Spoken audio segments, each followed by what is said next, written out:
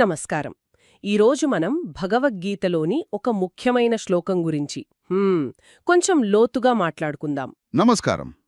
ఏ శ్లోకమది? అది సా ఘోషో ధార్తరాష్ట్రాణం హృదయాని వ్యధారయత్ అంటే పాండవుల శంఖాలమోత వినగానే కౌరవుల గుండెలు బద్దలయ్యాయి అని చెప్పేది. ఆ శబ్దం భూమి ఆకాశమంతా దద్దరిల్లిందట. అవునవును, చాలా కీలకమైన శ్లోకమది. మనం ఈరోజు దాని ఆధారంగా వచ్చిన కురుక్షేత్ర యుద్ధం ఒక పాఠం అనే ఒక వ్యాఖ్యానాన్ని చూస్తున్నాం కదా. కరెక్ట్. ఆ శ్లోకం మరి దాని వెనక ఆ వ్యాఖ్యానం ఏం చెబుతోందో కొంచెం విశ్లేషిద్దాం. తప్పకుండా. అంటే ఈ విశ్లేషణ ద్వారా మన లక్ష్యమేంటి? ప్రధానంగా 3 విషయాలు. 1 దుర్యోధనుడి అంచనా ఎక్కడా ఎందుకు తప్పింది. 2 అసలు సాధారణంగా యుద్ధాలు ఎందుకు జరుగుతాయి. మరి 3 కురుక్షేత్ర యుద్ధానికి ఉన్న ప్రత్యేకత ఏంటి. ఇవన్నీ ఆ వ్యాఖ్యానం ప్రకారం మనం అర్థం చేసుకోవాలి. సరే, అయితే ముందు దుర్యోధనుడి దగ్గరికి వద్దాం. మీరు చెప్పినట్టు ఆ శ్లోకంలో పాండవుల శంఖారావాలు వినగానే కౌరవుల గుండెలు బద్దలయ్యాయి అంటున్నారు. అవును.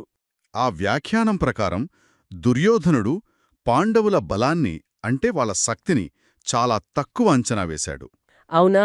కాని కౌరవ సైన్యం చాలా పెద్దది కదా, మరి ఎందుకలా తక్కువ అంచనా వేశాడు? కేవలం శంఖాల మోతకే అంత భయపడ్డారా? ఆ వ్యాఖ్యానమేమైనా చెబుతోందా? చెప్తోంది.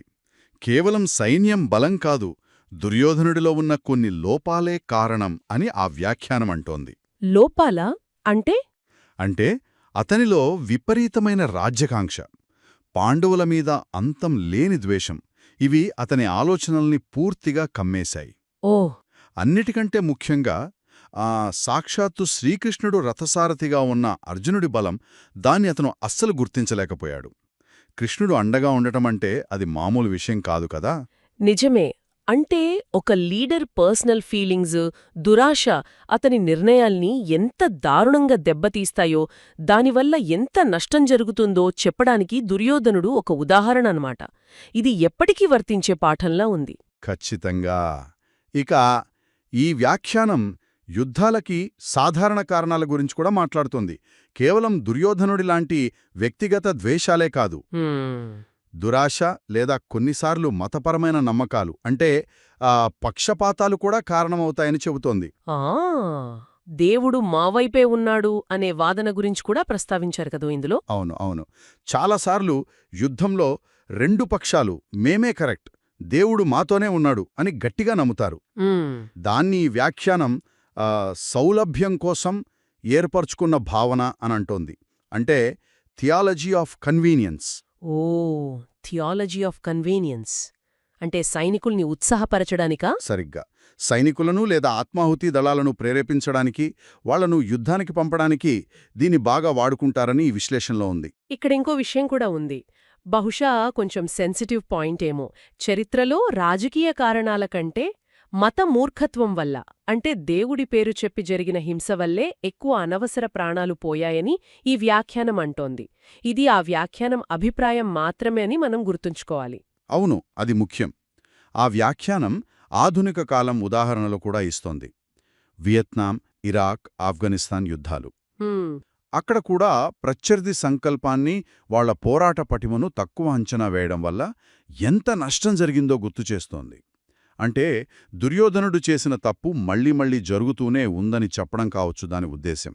అయితే ఇన్ని యుద్ధాల గురించి చెప్పుతూ మరి కురుక్షేత్ర యుద్ధం ఎలా వేరు, దాని స్పెషాలిటీ ఏంటి అని ఈ విశ్లేషణ ఏం చెబుతోంది? ఇక్కడే అసలు విషయం ఉంది. ఈ వ్యాఖ్యానం ప్రకారం కురుక్షేత్రం అనేది 2 మతాల మధ్యనో సిద్ధాంతాల మధ్యనో జరిగిన యుద్ధం కాదు. కాదా మరి?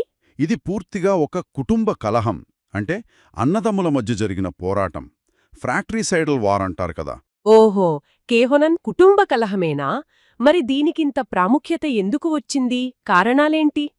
కారణాలు పూర్తిగా మనుషుల్లో ఉండే బలహీనతలే అని ఈ వ్యాఖ్యానం గట్టిగా చెప్తోంది.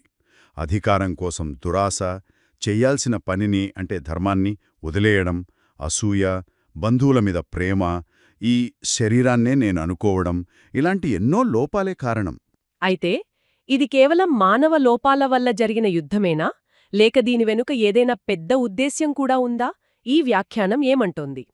అక్కడే కురుక్షేత్రం ప్రత్యేకత. పైకి చూస్తే ఇది మనుషుల బలహీనతల వల్ల జరిగిన యుద్ధంలాగే కనిపిస్తోంది.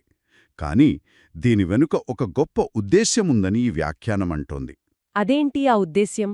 అదే, భవిష్యత్ తరాలకి ఒక గొప్ప పాఠమందించడం.